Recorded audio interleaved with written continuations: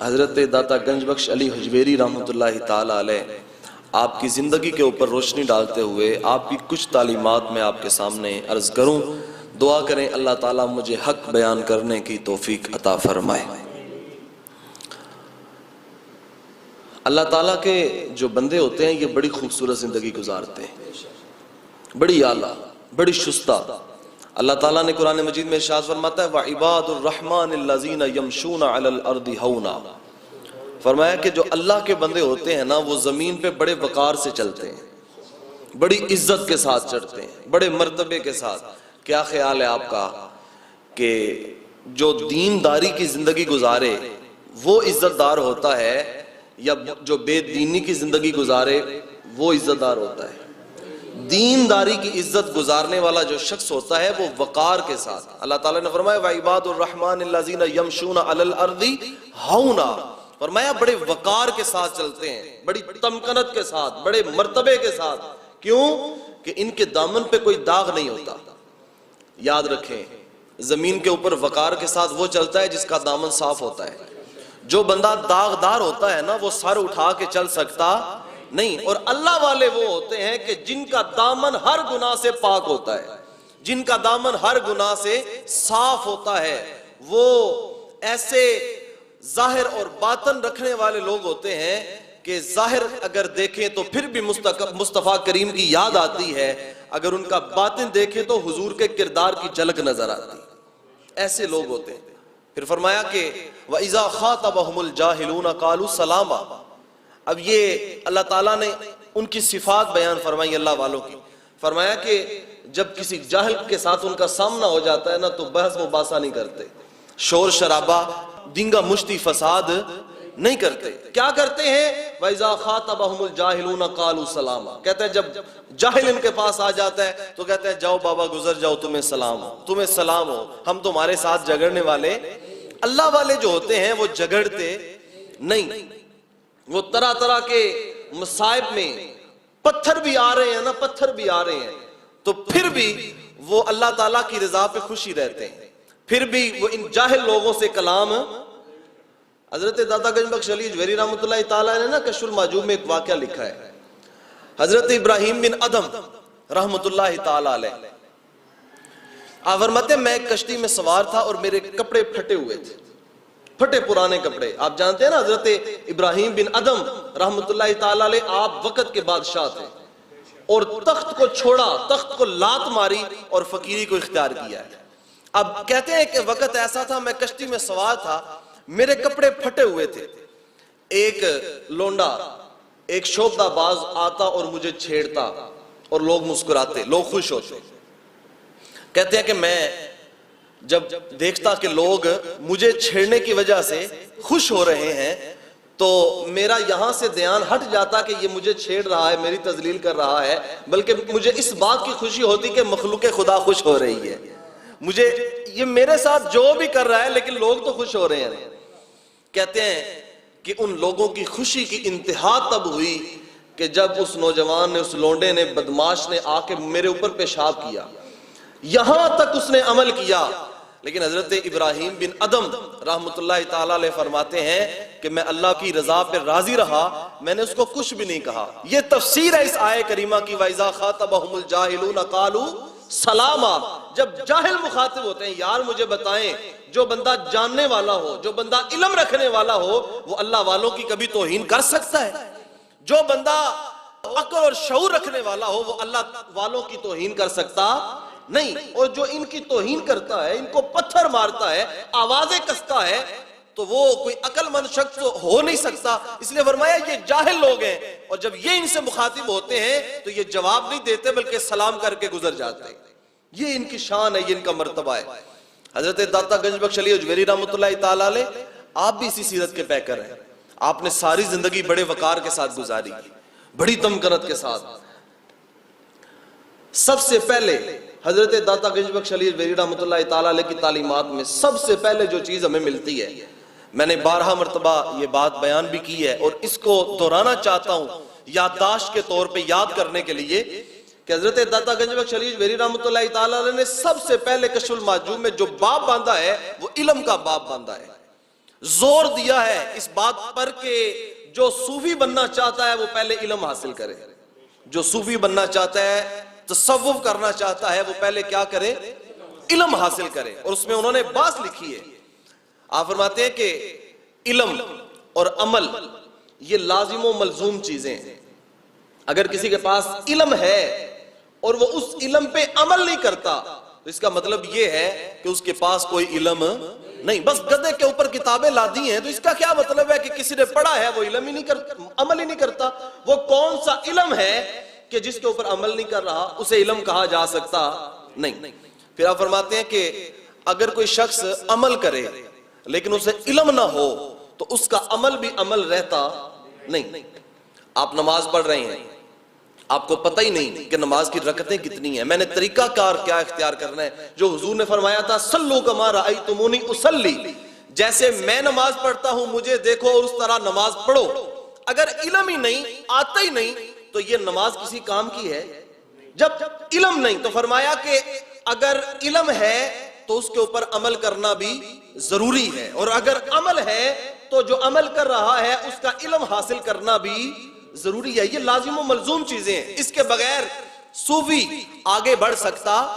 ایک راہ سلوک کی منزلیں طے کرنے والا اور اس کا ارادہ رکھنے والا شخص سب سے پہلا کام یہ کرے کہ وہ علم حاصل کرے.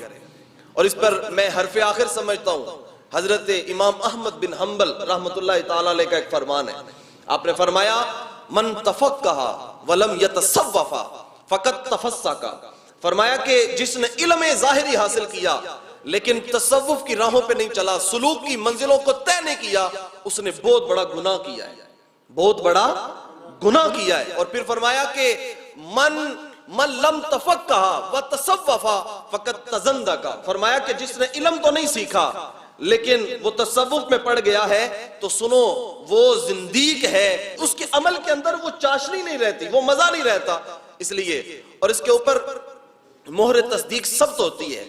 حضرت امام اعظم ابو حنیفہ رحمۃ اللہ تعالی علیہ، آپ نے علم ظاہری سیکھا ہے، علم باطنی بھی سیکھا ہے. علم ظاہری سیکھا ہے حضرت حماد بن سلمہ سے اور علم باطن سیکھا ہے حضرت دانا بہلول سے. حضرت امام مالک رحمۃ اللہ تعالی علیہ نے علم ظاہری بھی سیکھا ہے لیکن علم باطنی اور تصوف کا جو علم سیکھا ہے وہ حضرت امام جعفر صادق سے سیکھا ہے. حضرت امام شافعی علیہ رحمہ نے علم ظاہری امام مالک سے سیکھا ہے، امام اعظم ابو حنیفہ سے، امام ابو یوسف سے سیکھا ہے. لیکن جب علم باطنی سیکھنے کی باری آئی ہے تو حضرت شیبان رائی کے پاس چلے گئے، وہاں سے جا کے علم باطنی سیکھا ہے. اس کے بعد حضرت امام احمد بن حنبل، آپ نے علم ظاہری سیکھا ہے حضرت امام شافعی سے اور دیگر محدثین سے. لیکن جب علم باطنی سیکھنے کی باری آئی ہے تو آپ بھاگا کرتے تھے حضرت بشر حافی کے پیچھے پیچھے. لوگ پوچھتے تھے کہ حضرت ایک ننگے پاؤں والا شخص جو بازاروں میں چل رہا ہے آپ اس کے پیچھے کیوں بھاگ رہے ہیں؟ تو حضرت امام احمد بن حنبل فرمایا کرتے تھے کہ جس رب کو احمد بن حنبل مانتا ہے بشر حافی اس رب کو جانتا بھی ہے، وہ تو اس کی معرفت بھی رکھتا ہے. اس لیے اگر کسی نے علم حاصل کیا پھر اس کے اوپر عمل نہیں کیا، سلوک کی راہوں پہ نہیں چلا، اس نے گناہ کیا ہے. اور یہ بات اچھی طرح سے ہمیں سمجھنی چاہیے.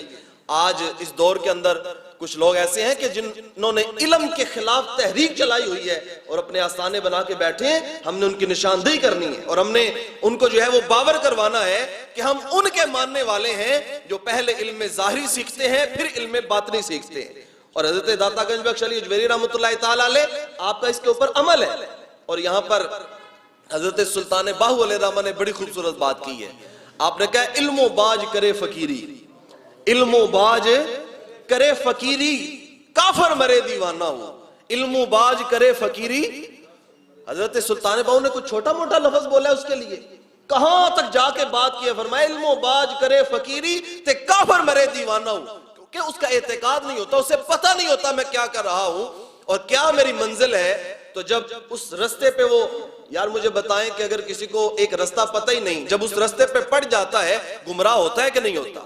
تو جب اس رستے کو پہلے جانا جائے، پہلے دیکھا جائے اور پھر اس رستے کے اوپر چلا جائے، اللہ تعالیٰ پھر منزل مقصود عطا فرما دیتا ہے. اس لیے فرمایا سب سے پہلے علم حاصل کرنا ہے اور اس علم کے اوپر عمل بھی کرنا ہے. یہ سب سے پہلا سبق ہے حضرت داتا گنج بخش علی اجمیری رحمۃ اللہ تعالی علیہ کا، اور آپ نے سب سے پہلے علم ظاہری حاصل کیا ہے۔ لوگ یہ نہ سمجھے کہ ایک بابا آیا تھا، راوی کے کنارے بیٹھ گیا تھا، بس لوگوں نے ایسے آ کے کلمہ پڑھا، اس نے کرامات دکھائیں، یہ ایسے بات نہیں ہے۔ آپ نے سب سے پہلے علم ظاہری حاصل کیا ہے۔ پورے عالم دین تھے حضرت داتا گنج بخش علی اجمیری، پورا دین کا علم جاننے والے۔ آپ محدث بھی تھے، آپ فقیہ بھی تھے، اور آپ دین کی ساری قدروں کو جاننے والے تھے۔ اس کے بعد آپ نے علم باطنی سیکھنا شروع کیا ہے، اور حضرت ابو الفضل ختلی رحمۃ اللہ تعالی علیہ 40 سال اپنے پیر کی خدمت بھی کی ہے۔ کتنی دیر ہے؟ ذرا پھر بولے کتنی دیر ہے؟ زبان سے کہنا بڑا آسان ہے، لیکن 40 سال خدمت کرنا بڑا مشکل ہے، بڑا ایک عرصہ ہے۔ 40 سال اپنے پیر کی خدمت کی ہے، اور 40 سال کے بعد پیر نے حکم دیا ہے کہ اے علی حجویری اب چلے جاؤ لاہور میں، وہاں تمہاری ڈیوٹی لگا دی گئی۔ حضرت داتا گنج بخش علی اجمیری پھر آئے ہیں لاہور میں، اور آ کے آپ نے لاہور میں پھر ایسے ڈیرا لگایا۔ حضور کی بارگاہ سے جب عطا ہوئی نا، حکم ہوا کہ لاہور میں ڈیوٹی کرنی ہے، تو پھر آپ نے ساری زندگی یہاں پہ گزاری، اور ساری زندگی لوگوں کو دین کا پیغام دیا ہے۔ آج لوگ کچھ کرامات کا انکار کرنے والے ہیں، یہ بات یاد رکھیں کہ اگر کرامت کا فی نفس سے ہی انکار کیا جائے نا تو بندہ کافر ہو جاتا ہے۔ فی نفس سے ہی اگر کرامت کو نہ مانا جائے کہ کرامت تو کچھ نہیں ہوتی، اس سے بندہ مسلمان نہیں رہتا۔ کیوں کہ کرامت کا ذکر اللہ نے قرآن میں کیا ہے۔ جو بندہ فی نفس سے ہی کرامت کا انکار کرے گا، وہ دراصل قرآن کا انکار کر رہا ہے۔ اٹھائیں قرآن مجید، حضرت سلیمان علیہ السلام کا دربار لگا ہے، تو آپ نے اپنے ماننے والوں سے، امتیوں سے کہا کہ مجھے تخت بلقیس چاہیے، کتنی دیر میں مجھے لا کے دو گے؟ تو ایک جن کھڑا ہوا اور اس نے کہا انا آتی کا بھی قبل ان یقوم من مقامک، حضرت میں لے کے آتا ہوں، کتنی دیر لگاؤ گے؟ حضرت یہ صبح کا وقت ہے، دوپہر تک آپ مجلس برخاست کریں گے، مجلس برخاست ہونے سے پہلے پہلے لے آؤں گا۔ بڑا کام ہے نا، بڑی عظمت ہے نا، بڑی شان ہے۔ لیکن حضرت سلیمان علیہ السلام نے کہا مجھے اس سے بھی پہلے چاہیے، اس سے بھی پہلے۔ پھر وہیں سے حضرت سلیمان علیہ السلام کا ایک امتی کھڑا ہوا اور اس نے کہا حضرت میں لے کے آتا ہوں۔ حضرت سلیمان نے پوچھا کہ وہ تو دوپہر تک لے کے آتا ہے، تم کتنی دیر لگاؤ گے، تم کب تک لے کے آؤ گے؟ تو سنیں حضرت آصف بن برخیہ نے کیا کہا۔ حضرت سلیمان علیہ السلام کے امتی ہیں، اور بعض نے خالہ زاد بھائی بھی لکھا ہے۔ آپ کہنے لگے کہ انا آتی کا بھی قبل ان یرتد الیک طرفک، حضرت آپ آنکھ بعد میں جھپکیں گے، تخت پہلے حاضر کر دوں گا۔ یہ شان تو حضور علیہ السلام کے پیچھے نماز پڑھنے والے حضرت سلیمان علیہ السلام کے ایک امتی کی ہے، اور یہ شان حضرت سلیمان علیہ السلام کے امتی کی ہے، تو حضور کے امتیوں کی شان کا عالم کیا ہے؟ حضور علیہ السلام کی امت کے اولیاء، ان کا تو کیا مقام ہے؟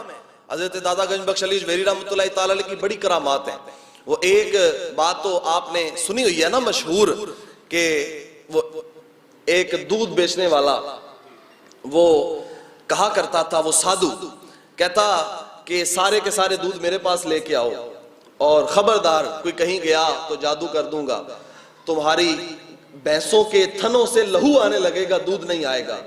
اب لوگ ڈر گئے، انہوں نے کہا کہ اگر دودھ نہ پہنچایا تو ہو سکتا ہے ہماری بھینسوں کو نقصان ہو جائے۔ ایک بڑھیا مائی جا رہی تھی دودھ کا مٹکا لیے ہوئے، کہا کہ بڑھیا کہاں جا رہی ہو؟ تو اس نے حضرت داتا صاحب سے عرض کیا کہ جناب وہ جو سادھو ہے وہ کہتا ہے کہ اگر دودھ تم نہ دے کے گئے تو تمہاری بھینسوں کے تھنوں سے لہو آئے گا۔ تو آپ نے کہا ادھر لے کے آ، جب وہ آئے گا تو اس سے خود نپٹ لیں گے، آئے گا تو دیکھی جائے گی، تو ادھر لے کے آ۔ وہ لے آئی، پتا چلا کہ وہ مائی کو روکا گیا ہے اور ایک درویش نے روکا ہے۔ آ گیا اٹھ کے اور کہنے لگا کہ آپ کو کیسے جرأت ہوئی کہ آپ نے میرے معاملات میں دخل اندازی کی؟ حضرت داتا گنج بخش علی اجمیری رحمۃ اللہ تعالی علیہ نے فرمایا چلا جا، ہم تیرے جیسے لوگوں کے معاملات میں دخل اندازی نہیں کرتے، ہم تو اپنے رب کے ماننے والے ہیں اور اسی پہ بھروسہ کرنے والے ہیں، ہم تو اسی کو ماننے والے ہیں۔ اس نے کہا کہ اگر آپ اتنی باتیں کرنے والے ہیں تو مجھے کچھ دکھائیں۔ تو حضرت داتا گنج بخش علی اجمیری رحمۃ اللہ تعالی علیہ نے فرمایا کہ اللہ تعالیٰ نے بڑی قوتیں عطا فرمائی ہیں، لیکن اگر تجھے اتنا مان ہے تو پہلے تو دکھا لے۔ اڑنے لگا ہوا میں، ایسے وہ جادو کے طور پہ نہ اڑنے لگا۔ آپ نے اپنے جوتے اتارے، کھڑائیں وہ لکڑی کی، اور حکم دیا کہ جاؤ نا ذرا اسے اتار کے لے کے آؤ۔ اب وہ جوتے اڑے اور اس کے سر میں پڑے اور اس کو نیچے واپس لے کے آئے۔ پھر اس نے کلمہ پڑھا اور کلمہ پڑھ کے محمد عربی کا غلام بن گیا۔ یہ کرامات آپ کی برحق ہیں، اور اگر فی نفس ہی کرامت کا انکار کیا جائے تو بندے کا ایمان بھی سلامت، اور اگر اولیاء اللہ کی کرامتوں کا انکار کرے تو بندہ گمراہ ہوتا ہے اور رحمت سے محروم ہوتا ہے۔ حضرت داتا گنج بخش علی اجویری آپ ساری زندگی پھر یہاں رہے ہیں اور آپ نے لوگوں کو سبق دیا ہے، درس دیا ہے کہ حضور کی امت سے پیار کرو، حضور کی امت سے محبت کرو، حضور کی امت کا بھلا کرو۔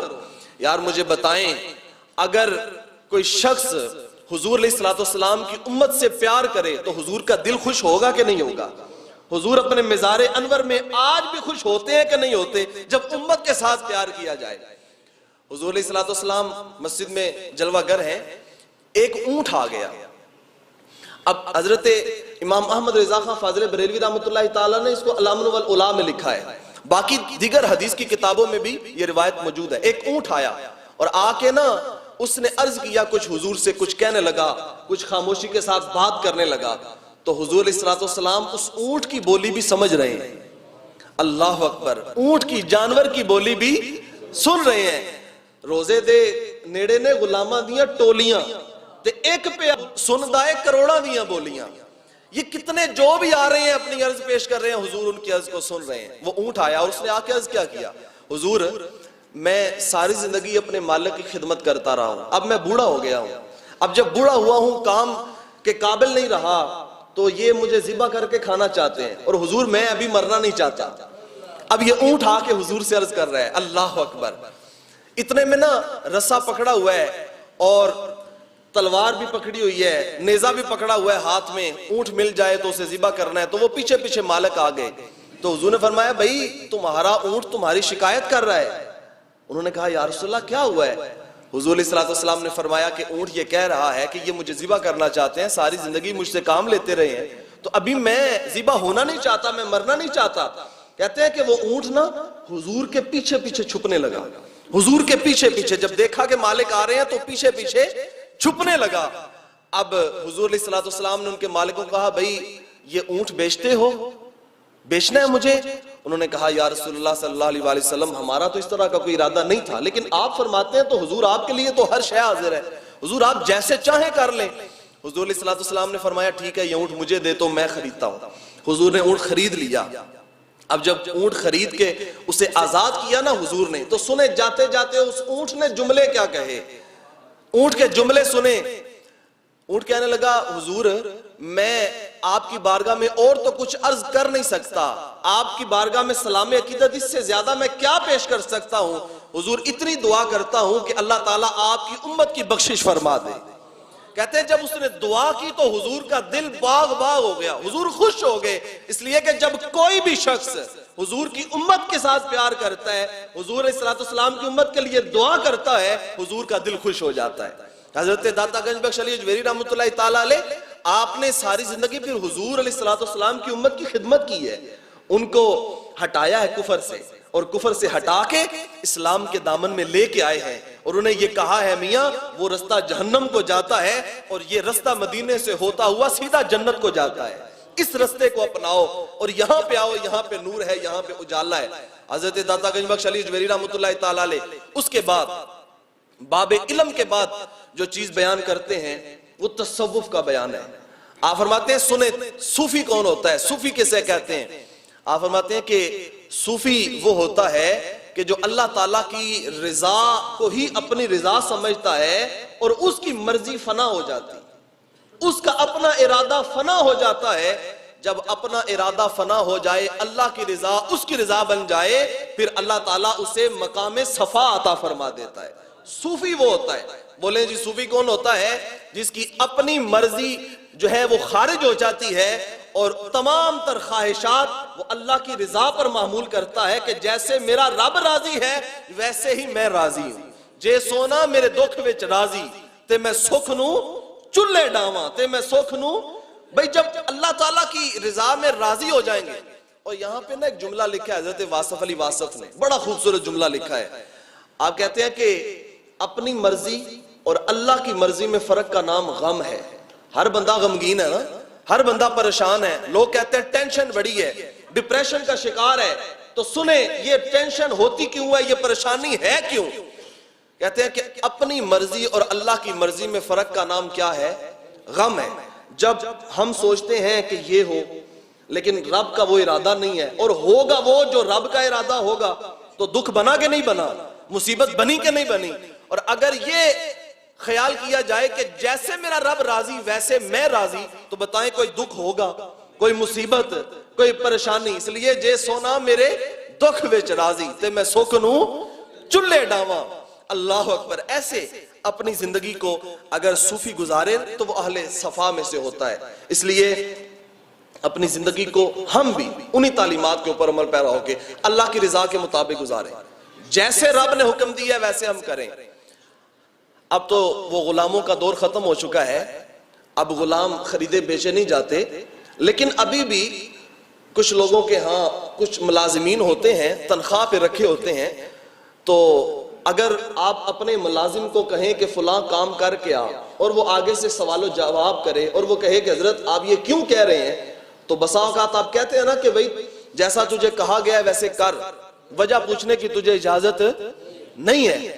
یہ ہم سوچتے ہیں کہ یہ ہمارا ملازم ہے، ہمارا ماتحت ہے، یہ ہم سے وجہ نہ پوچھے بلکہ جیسے حکم دیا گیا ہے ویسے ویسے جا کے کام کرے۔ لیکن ہم بھی تو کسی کے غلام ہیں نا، ہم بھی تو اللہ کے بندے ہیں کہ نہیں، ہم بھی تو اللہ تعالیٰ کے حکم کے ماتحت ہیں کہ نہیں؟ تو پھر ہم تو پوچھتے ہیں نا بھئی یہ داڑھی رکھنے کا حکم دیا گیا، اس میں حکمت کیا ہے؟ بھئی یہ حضور کی سنت ہے، کیا وجہ ہے؟ بھئی نماز پڑھنے کا حکم ہے، وضو کرنے کا حکم ہے، یہ کیوں ہے، یہ کیا ہے؟ اس لیے ہمارا یہ حق نہیں بنتا کہ ہم وجہ تلاش کریں، وجہ پوچھیں۔ جب رب نے حکم دے دیا ہے تو پھر سر تسلیم خم ہے، جیسا ہمارے رب نے کہا ہے ویسا ہمارے اوپر کرنا لازم ہو چکا ہے۔ یہ بندگی ہے، اور یہ بندگی کا معیار ہے کہ جو غلام ہے وہ اپنے مالک سے یہ نہ پوچھے کہ یہ حکم کیوں دیا جا رہا ہے۔ اس لیے اللہ تعالیٰ کی رضا کے مطابق زندگی گزارنا، یہ حضرت داتا گنج بخش علی اجمیری رحمۃ اللہ تعالیٰ علیہ آپ کی زندگی کا تیسرا سبق ہے۔ پہلا سبق میں نے آپ کو حضرت داتا صاحب کا سنایا کہ علم حاصل کریں، سب سے پہلے کیا کریں؟ علم حاصل کریں، اور اسی علم کے اوپر عمل بھی کریں۔ دوسرا سبق یہ ہے کہ حضور کی امت سے پیار کریں، حضور کی امت سے محبت کریں، اور تیسرا سبق یہ ہے کہ اپنی زندگی کو اللہ کی رضا کے مطابق گزاریں۔ اگر اللہ کی رضا کے مطابق زندگی کو گزاریں گے کوئی غم نہیں آئے گا، کوئی مصیبت، کوئی پریشانی جنم نہیں لے گی، اللہ تعالیٰ آپ کو دونوں جہانوں میں خوشیاں عطا فرما دے گا۔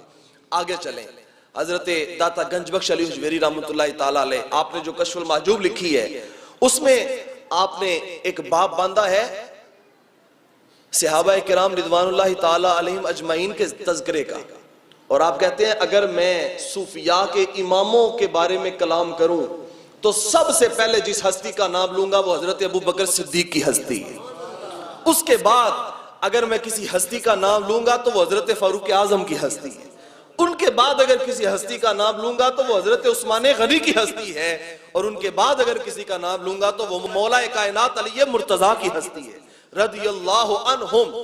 اس لیے خلفائے راشدین سے پیار کرنا یہ بھی میرے داتا گنج بخش علی اجمیری آپ کی تعلیمات میں سے ہے۔ صحابہ سے پیار، اولیاء اللہ سے پیار، اور ان سے محبت، اور ان کے رستے پہ چلنا۔ حضرت داتا گنج بخش علی اجمیری فرماتے ہیں اگر صبر سے بڑا کسی نے صوفی دیکھنا ہو وہ حضرت ابو بکر صدیق کو دیکھے، اگر فارق حق و باطل دیکھنا ہو، میرے اعلیٰ حضرت نے کہا تھا نا فارق حق و باطل امام الہدا، یہ حضرت فاروق اعظم کا لقب ہے۔ آپ نے فرمایا کہ اگر کسی نے حق اور باطل میں فرق کرنے والا دیکھنا ہو تو وہ جا کے عمر بن خطاب کو دیکھے، اور اگر کسی نے سخاوت کرنے والا دیکھنا ہو تو وہ عثمان غنی کو دیکھے، اور اگر دروازہ خیبر کو ایک ہاتھ سے اکھیڑنے والا کسی نے دیکھنا ہو تو وہ مولا کائنات کو جا کے دیکھ لے۔ ان کی عظمت، ان کا پیار۔ اور یاد رکھیں جو قوم اپنے بزرگوں کو نہیں نہ بولتی وہ قوم ترقی پاتی ہے، وہ قوم عروج حاصل کرتی ہے، اور جو اپنے بزرگوں کو بھول جائیں، اپنے آبا کو، اپنے اجداد کو، اپنے اسلاف کو ترک کر دیں، وہ قومیں کبھی بھی عروج پا سکتی نہیں، اور یہ ہمارے اسلاف ہیں۔ اس کے بعد حضرت داتا گنج بخش علی اجمیری رحمۃ اللہ تعالیٰ علیہ آپ نے صحابہ اصحاب صفا کا تذکرہ کیا ہے۔ اصحاب صفا وہ ہیں کہ جنہوں نے ہر شے چھوڑ کے حضور علیہ الصلوۃ والسلام کے دین کا علم حاصل کرنے کے لیے اپنے آپ کو وقف کر دیا تھا۔ اس کا مطلب یہ ہے کہ ہر شے چھوڑ کے اللہ تعالیٰ کے دین کا علم سیکھنے کے لیے اپنے آپ کو وقف کرنا، یہ بھی صحابہ کی سنت ہے، صحابہ کا طریقہ ہے. اور یہ میرے حضرت داتا گنج بخش علی اجویری آپ کا پیغام ہے کہ اس کے اوپر عمل کرو. آگے چلیں. حضرت داتا گنج بخش علی اجویری رحمۃ اللہ تعالیٰ علیہ نے اس کے بعد اہل بیت اطہار کا تذکرہ کیا ہے. یہ دیکھیں نا کتنا ستھرا، کتنا پاکیزہ، کتنا پیارا عقیدہ پیش کیا جا رہا ہے کہ خلفائے راشدین کو بھی تسلیم کرنا ہے، اصحاب صفا اور تمام صحابہ کا ادب بھی کرنا ہے، اور اہل بیت اطہار سے محبت بھی کرنی ہے. میں اگر آپ کو بتاؤں کہ پوری دنیا میں اگر کسی کو یہ عقیدہ جو ہے وہ ملا ہے، اہل سنت و جماعت کو ملا ہے کہ یہ صحابہ کے بھی ماننے والے ہیں، اہل بیت اطہار کے بھی ماننے والے ہیں، اور حضور علیہ الصلوۃ والسلام کے لیے بھی ہر شے قربان کرنے والے ہیں، ہر شے لٹانے والے ہیں. حضرت داتا گنج بخش علی اجویری رحمۃ اللہ تعالیٰ علیہ، آپ کی زندگی انہی چیزوں کا نمونہ ہے. اور آپ تڑپا بھی کرتے تھے، رویا بھی کرتے تھے. کبھی کبھی بیٹھ کے جب اپنے مرشد کی شیخ کی یاد آتی، حضرت ابو الفضل خدلی رحمۃ اللہ تعالیٰ علیہ کی آپ کی یاد آتی تو آپ رویا کرتے. وہ کیا کہا تھا خواجہ غلام فرید کوٹ مٹھن والی سرکار نے، اے تن میرا جے کنگی ہووے تے میں زلف ماہی دی واواں، پوش میرے دی بن جائے جتی تے میں یار دے پیری آواں، جے سونا میرے دکھ وچ راضی تے میں سکھ نو چلے ڈاواں، غلام فریدہ جے مل پوے سونا تے میں رو رو حال سناواں، غلام فریدہ جے مل پوے سونا تے میں رو رو.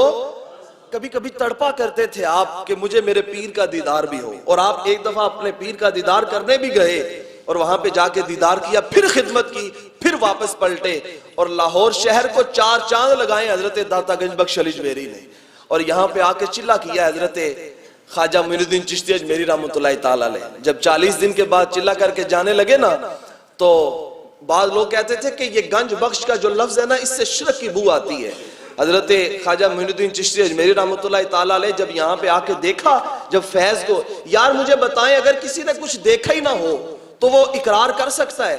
جس کے پاس آنکھ ہی نہیں، آپ ایک اندھے کا بازو پکڑیں اور پورا شہر گجرات جو ہے وہ اس کو گھمائیں اور شام کو پوچھیں کہ تو نے کیا دیکھا ہے، کچھ بتا سکے گا؟ بھئی اندھا تو دیکھ ہی نہیں سکتا، وہ آپ کو کیا بتائے گا؟ دیکھے گا تو وہ یا سمجھے گا وہ جس کے پاس آنکھیں ہیں، جس کے پاس چشم بینا ہے.